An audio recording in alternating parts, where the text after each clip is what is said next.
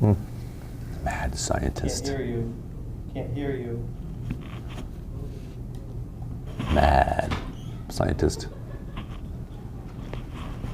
Can't hear you. Henry, start talking. Can't hear you. Okay, well, the show's rolling. We're going. Okay, I don't hear the. Oh, are we taping? Are we on? We're on. We're on? Hi, can you hear me now? Yeah. No. Can you? Oh, yeah, he had it way turned down. Okay. Okay, God, we got it. You want to start? Anybody want to start over? We're actually. Are we on the air now? That was turned off, so. I don't see a red light. We're recording. But this isn't turned on. See, this is not plugged in.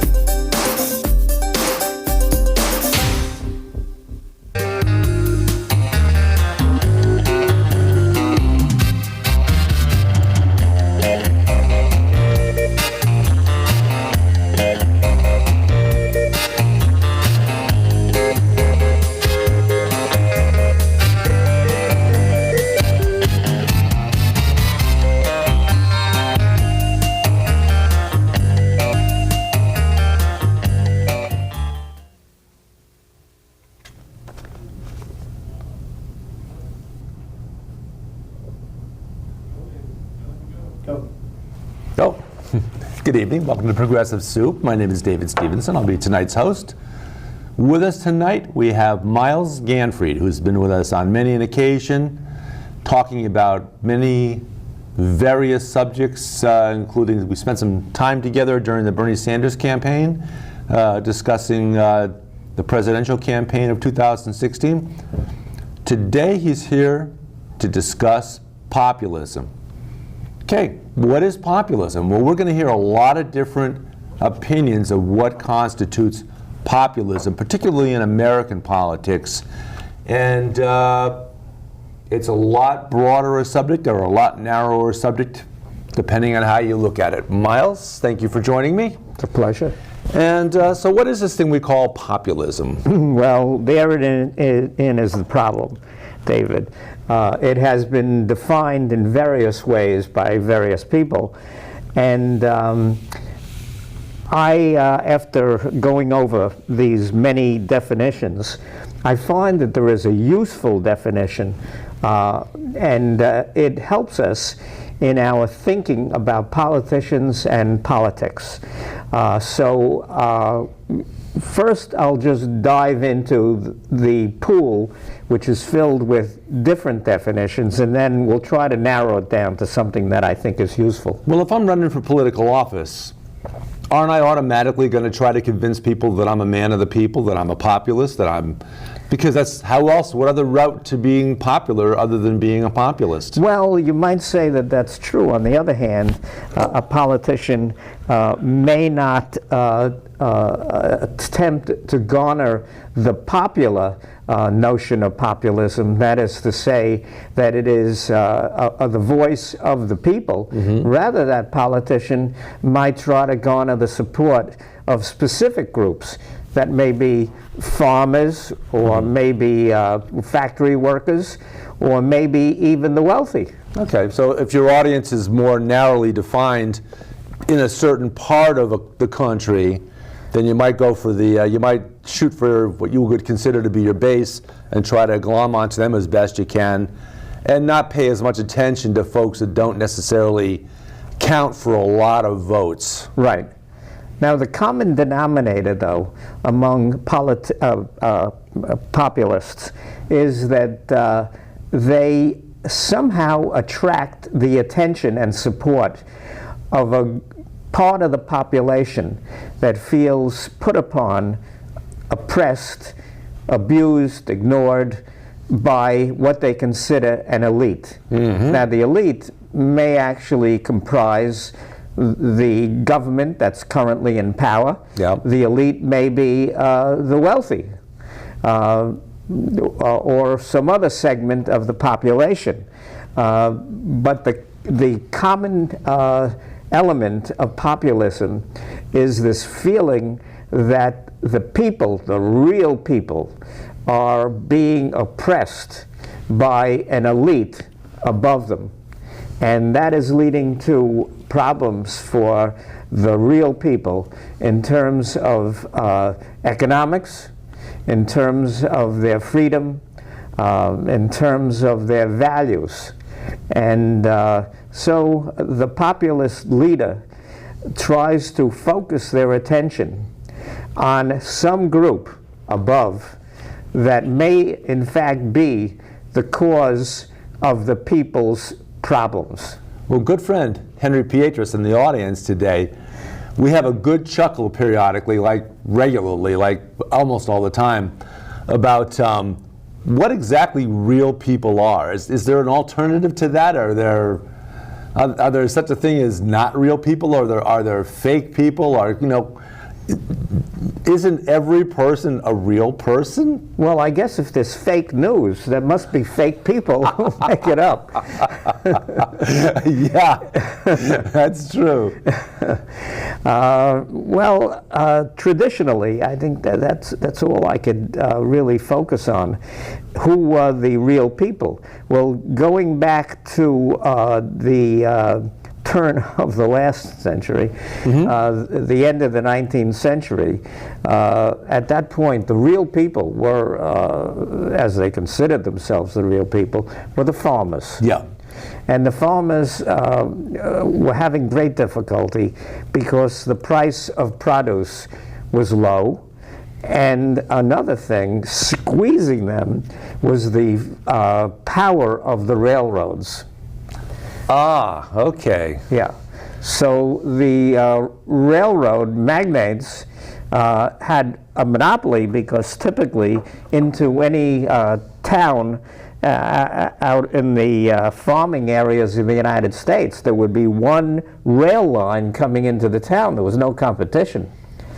And whatever price that rail line decided to charge the farmers for their produce, well, that was it. Yeah, and without the transportation, and you can even take that into the 20th century with trucking. That's right. Without the transportation, farmers, everything's going to rot in the fields. Yeah, got a lot of corn to eat if you can't ship it. Yeah, that's true. Yeah. Then there's only so Right. much corn a person can eat, isn't there? So the term, the actual process of populism pre-existed the farm problems at the end of the 19th century. And in fact, some say that there were populist movements going all the way back to the early democracies in Athens and so on and so forth. In the United States, some people feel that the origin of populism was the Jackson administration. Andrew Jackson, and which president is a big fan of Andrew Jackson? Yes. Yes. Yes. We're gonna let the audience mull that over and come back with an answer to that at some point during the show. I'm sure that I see some folks that are the lights on as far as where that's going. But go ahead, continue. Okay. So as far as crystallizing populism in the United States, the events really at the end of the 19th century were what did it in terms of our definition. Well, some farmers from Kansas had gone to a political convention in Cincinnati, and when they returned, one of them had this notion about calling the people who were in this situation in which they felt put upon by an elite and yet believed that they were the real people. They decided that that movement should be called Populist. And populism then, defined it in terms of its totality. So that was, I'm a little fuzzy about the date. It's around, we're talking around 1885. Okay, so getting closer to the end of the 19th century. Yeah.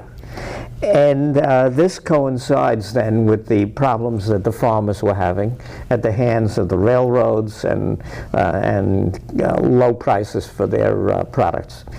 And they coalesced into an organization of the real people against the elites. And they actually called themselves the Populist Party. Yeah. Yeah. So that was really the beginning of it in terms of recognition of the term populism, right? So it had its origin there. Now, the populist movement and the Populist Party petered out, and I guess often they are victimized by prosperity. Oh, okay. If there's nothing to complain about, then Exactly. then the complainers are all out of luck. Right. The balloon is popped. Yeah. So that brings us really to the days of Huey Long and Father Glaucon. Well, I don't recognize the name Father Glaucon, but of course Huey Long, Kingfish in Louisiana. But who's Father Glaucon? Father Glaucon was you might say, a young, obscure priest, and he had been given a parish outside of Detroit. Now, the parish was really impoverished. It had to really, or it was required to support itself through donations of the parishioners. And unfortunately for Father Glaucon, the people who were in his parish were small in number. There weren't a lot of Catholics. And they were not wealthy people. And here he is about to fail on his first assignment through really no fault of his own, just the demography and the finances of his parishioners. And he was somewhat friendly with somebody in Detroit who was in the media. And from that friendship, he wound up doing some programs from his parish on the radio. Yeah. Well, the stars aligned. This man was born for the radio. His voice was, his voice was melodic. His delivery was sensational. And suddenly, his audience was expanded hugely. It wasn't just the parish. Now it was going out over the electromagnetic waves and coming into people's homes, at least all over the Detroit area. And it grew from that until finally, by the end of his career, he was talking to people on the radio all the way out to both coasts. And it had become an enormous movement. Big deal at that time. Yeah. For a message to travel so quickly to so many. Yeah. Well, that took some time, but not a lot of time, because he was so gifted. He really, if the audience was a tuning fork, he struck it in just the right way, and there was a resonance. He really was able to capitalize on his inner talents in that method. What was his message? His message was, let's put him into a reference with Huey Long. Huey Long was a contemporary. And Huey Long was the flip side of what Father Glaucon ultimately became. And that was, Huey Long was really liberally oriented. And Glaucon was more conservative. Okay? Whereas Glaucon talked about values, the American values. Yeah. Huey Long was really concerned with sharing the wealth. Or not sharing it, perhaps. Exactly, yes. And so one of the dimensions of Long's organization and his process was that he actually created share the wealth clubs. Really? So it was somewhat localized. Yeah. Notwithstanding the fact that Huey Long was the autocrat. He was at the top of this, and there wasn't very much other than drones below him. So it was very much, we talk in today's terms, we talk about top-down. Yes, it was a top-down structure. He was the boss, and everybody else had to kowtow Absolutely. to what he bade them to do. Yeah, yeah. Now, Glocklin was the same way. His was top-down. Yep. Yeah. Now, Huey Long was kind of an interesting character. He came from a small town, an agrarian town, and he managed to insinuate himself in Louisiana politics. And I guess he was just a born populist and a somewhat charming man. And parenthetically, I might say that he came close to home. My mother, I grew up in New York City. My mother actually was a secretary working in Manhattan, and she worked for Huey Long. And what was the guy from Louisiana, or I should say Louisiana, what was he doing in New York City? Well, what he was doing was he was up to no good. During a lull in his political career, he decided it was time to turn his charm and his talents to making some money. And what he did was, as my mother described it, he ran what was called a bucket shop. Now, I don't know if the folks in the audience have heard that term, or you. I haven't. Okay, a bucket shop was a company that produced bogus stock.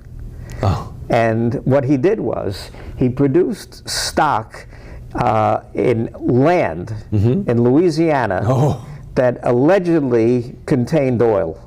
Because, you know, Standard Oil was down there, and Louisiana had a lot of oil, you know, accessible without rigs at sea, you know, right there, you know, along the coast. And so in these swampy areas, where there probably was nothing but alligators, he managed to sell stock in the land, and that's what he was doing in the city. So I said to my mother, you know, this guy was a notorious crook. You know, what was he like? And my mother said, oh, he was wonderful. In other words, I'll translate that perhaps as charming. Yes, yes. She said, oh, he was a charming man. And not only that, he used to take all us girls out for lunch at Schraff's. Schraff's was a restaurant. I don't know if they still exist. That was a popular New York restaurant for an awfully long time. Known for their food and their wonderful ice cream.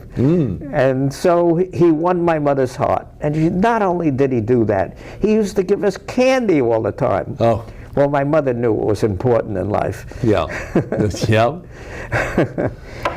So anyway, Huey Long developed this organization called Share Our Wealth. And notice he used the term our. So in other words, he was saying, in effect, that this is ours, we the people. It empowers people and presumes that this stuff, this land or this whatever, this oil, is rightfully theirs, and no one should try to tell them otherwise. Yes, it's true. The bucket shop, though, was an aside. That was, you know, in fact, you know, it sort of was, you know, erased. Yeah, there was a seedy part of his life.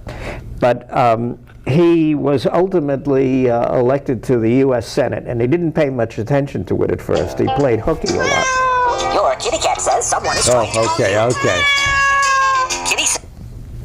Yeah, I know. I know. You've been off the air for a while. It's, of course, Basil Budakat, star of Basil Budakat Presents! Exclamation point. And of course, all I am is his lowly peon. I'm his co-host, interpreter, and gopher, and that's go for like and go for this, go for that. So when are you coming back? I mean, you know, I tracked you down at your house that you bought. He said the rent's due. Says we can stay there, but we got to come up with some kaching, some cashola, in order to Well, but I'm taking care of your show. I mean, you ask where your rent is. I'm asking you, where's my salary for? He says he's going to triple my salary again. Triple zero is zero. Yeah, right? and a couple of months ago he quadrupled it. Well, how come you can't quintuple it this time? Come on. He said, whatever you want, as long as the number we start with is 0. You can do whatever you want to as far as multipliers. Well, at least it's not a negative number because you'll be giving him more money. Shh, don't give him any ideas. He didn't say that. Okay. All right. So there you go. There's the old reach out for Basil Boudica Presents, who in fact is not a populist. He's an elitist, and he'll tell you that in no uncertain terms. It's good to be an elitist. Yeah. For the elitist, it's good to be an elitist. Yeah. So it's good to be king. So it is good. Yeah. So Huey Long, the populist, Father Glaucon, a populist. Where's the compare and contrast, or are either one of them telling the truth, or are they both just flat out lying as far as what they are? No, I don't know if that they were lying, because when you come right down to it, if Huey Long was saying share the wealth, that concept is something that's alive and somewhat well today. Yeah. Only, Trump actually is going in the opposite direction. Now, our beloved Bernie had some thoughts about sharing the wealth, and it affected the Democratic Party in terms of the Affordable Care Act. Actually had in mind tapping the wealthier people to help to pay for it. Yeah, because otherwise, if the poor are all dying off because they can't get reasonable health care, then who's going to be the employees to make the wealthier people wealthier? Absolutely. Now, some of these ideas about sharing the wealth and avoiding having a big disparity between the wealthy and the poor go back to the origins of this country. The founding fathers, at least some of them, were very much against, as you know, inheritance of vast estates. Yeah. Right? And that money from those estates, in terms of some people's thoughts today, could be used to educate the population, which would help to perhaps reduce the difference between the 1% and the 99 or the lower, elements. So at least people have a chance to get ahead and become wealthy. Yeah. And in the meanwhile, at least have food on the table. Yes, absolutely. Yeah, and as we well know, sometimes the wealthy become very, very wealthy through no fault of their own. No. That's true. And just a side note, I